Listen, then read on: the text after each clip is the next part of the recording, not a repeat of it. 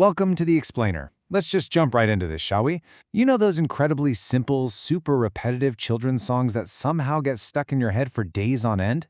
Well, what if I told you that beneath those bouncy, catchy tunes and whimsical little characters, there is actually a complex, highly structured educational blueprint?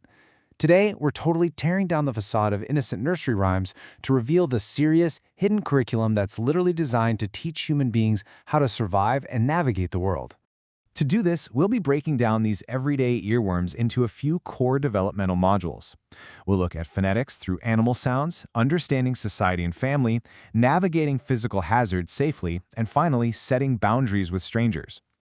So the big question we really need to start with is this. What are these repetitive songs actually teaching us? We've got to look past the fun melodies and start questioning the true survival purpose of these lyrics. Because as you'll see, absolutely nothing in these rhymes is there by accident. It is all programming. All right, let's get into Module 1, Phonetics through Animal Sounds, or what I like to call the vocal building blocks. Think about the classic phonetic cast of characters from songs like Old MacDonald. You've got the cow going moo, the pig oinking, the horse neighing, right down to the hen clucking and the cat meowing. But here's the thing. These aren't just cute animal noises. Repeating these specific syllables actually forces children to practice foundational mouth movements. They are literally doing phonetic gymnastics. They're training their lips, their tongues, and their vocal cords to form the basic mechanical sounds required for everyday human speech. And it gets even smarter. Take a song like The Cow Lola. It takes this basic phonetic training and seamlessly layers in bilingual elements. The lyrics blend that universal moo sound with words like hola and phrases about shining our español. So while a toddler thinks they're just singing about some sweet cow swinging her tail, they are secretly downloading a dual-language phonetic foundation. Honestly, it's incredibly efficient learning disguised purely as play. Moving right along to Module 2, Understanding Society and Family. This is basically a plug-and-play formula. These songs are brilliant at mapping out community roles using strict formulaic repetition. Take the Finger Family song. The melody stays exactly the same, but the variables swap out. Daddy is associated with yellow, mommy with blue, and so on. And we see the exact same pattern with the local vendors on Morning Street. The Muffin Man has his flower pan, the Balloon Man has his windy fan, the Ice Cream Man has his frosty van. It's rigid pattern recognition, right?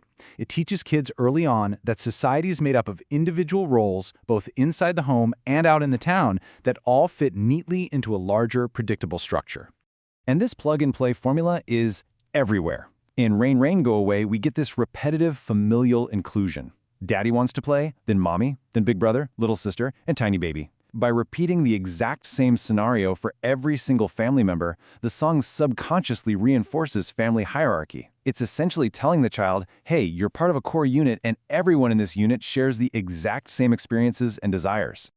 Okay, let's shift gears to Module 3, Navigating Physical Hazards Safely. These are straight-up survival protocols. You might think nursery rhymes are all sunshine and rainbows, but some of them act as highly explicit survival manuals. Just listen to this stark warning from a children's hide-and-seek song. The hatch is not a place to play. Please keep a safe distance. Stay away. You might slip and get hurt inside. Guys, that is not a whimsical metaphor. That is an explicit, direct warning about a physical environmental danger. It is literal, on-the-ground hazard avoidance training. And to show you just how rigorous these protocols get, look at the puddle song. It's basically a step-by-step safety manual. Step 1, see a puddle on the ground. Step 2, slow down, don't run around. Step 3, walk around the puddle. Step 4, go nice and slow.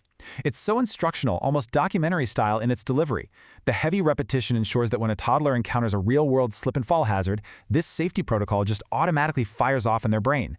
Which brings us to our fourth and final module, Setting Boundaries with Strangers, specifically looking at cross-cultural defenses. For this one, we're looking at the beloved Hindi nursery rhyme, Titli Udi, which translates to the flying butterfly. Let's trace the butterfly's narrative arc here. She's trying to travel but can't fly, so she boards a bus, then a train, and then a plane. In each vehicle, she finds no seat and starts to cry. Now, in this vulnerable state, she's approached by some rather questionable figures, a driver, a monkey, a rabbit, and every single one of them says to her, "Come to me." So what does she do? Well, to every single stranger who offers her a spot next to them, the butterfly fires back with a powerful, repeated verbal response, "Titli boli, hut badmash." The exact phrasing she uses here is so vital. Badmash is a Hindi term that translates to scoundrel, rogue, or naughty person. The butterfly is loudly and firmly saying, "Move away, scoundrel."